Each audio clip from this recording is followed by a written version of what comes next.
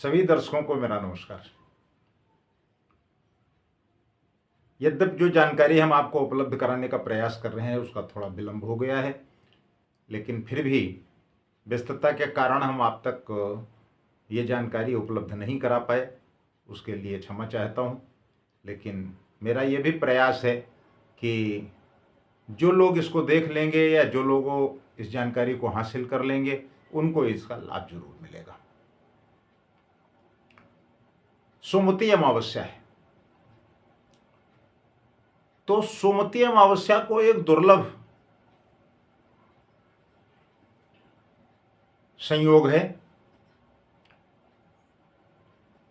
एक तरफ यह मान्यता चल रही है कि सूर्य ग्रहण है, लेकिन सूर्य ग्रहण की बात तो सिर्फ एक लाइन में समाप्त हो जाती है, इसलिए चूंकि जब सूर्य ग्रहण हमारे यहाँ दृष्टिगोचर नहीं है तो इसलिए उसका कोई भी दोष, कोई भी उसका उपाय करने की किसी को कोई आवश्यकता नहीं है, और न ही वो किसी किस्म से आपके लिए अनिष्टकारी सिद्ध होगा।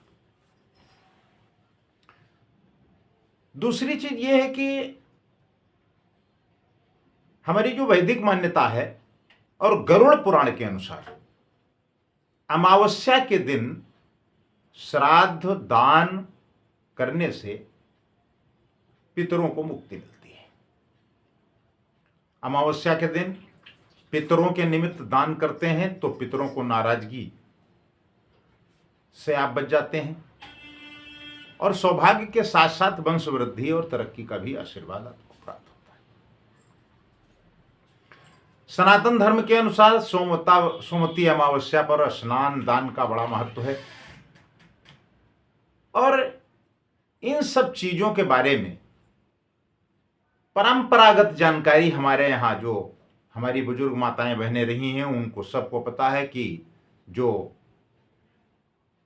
हमारी माताएं हैं सुहागवती, वो सब व्रत रख करके और अपने पति की दीर्घजीवी होने की कामना करती हैं।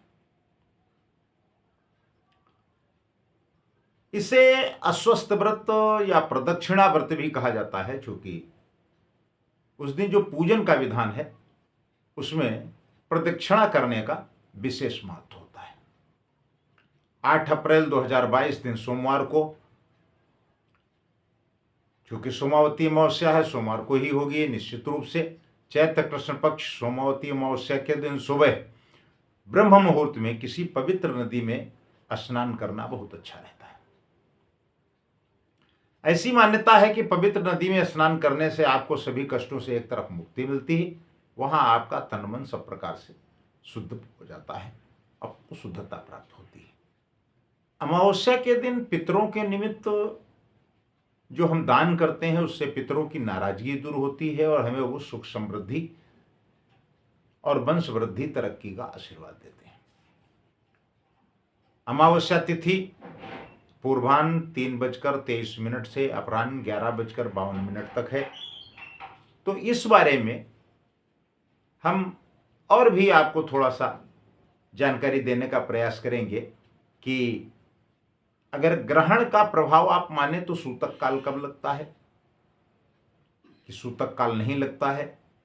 ग्रहण जब लगना होता है तो सूतक काल तो 12 घंटे पहले लग जाता है, लेकिन चूंकि अपने यहाँ ग्रहण दृष्टिगोचर नहीं है इसलिए इसके बारे में आपको कोई चिंता करने की आवश्यकता नहीं है, और न ही इस पर बहुत विस्तार से कोई चर्चा करने की आवश्यकता है।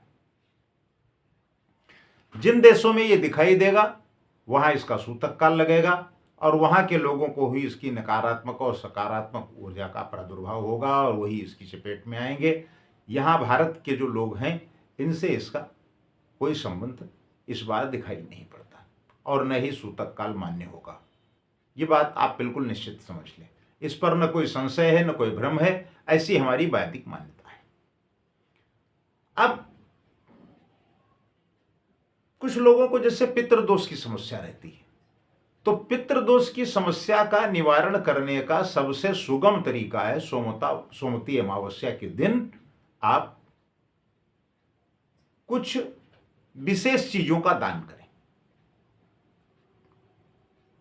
वो कौन कौन सी वस्तुएं होंगी ये भी हम आपको जानकारी देने का प्रयास कर रहे हैं। सोमवती अमावस्या पर आपको भगवान शिव और पार्वती की पूजा जरूर करनी चाहिए।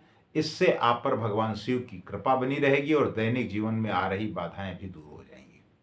इसके साथ ही इस दिन भगवान शिव का पूजन से सौभाग्य की प्राप्ति होती है।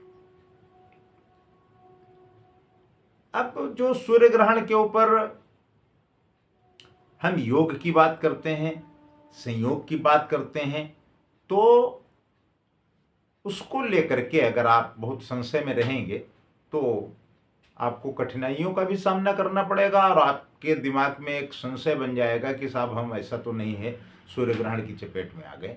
ऐसा कुछ होने वाला नहीं है और न ही इसके ऊपर कोई विस्तार से विश्लेषण करने की आवश्यकता है और न ही आपको इसके बारे में कोई चिंतन करने की जरूरत है। पितृदोष निवारण के लिए बहुत शुभ दिन सोमवती अमावस्या का है। आप इसके लिए उपाय कर सकते हैं और जरूर करें।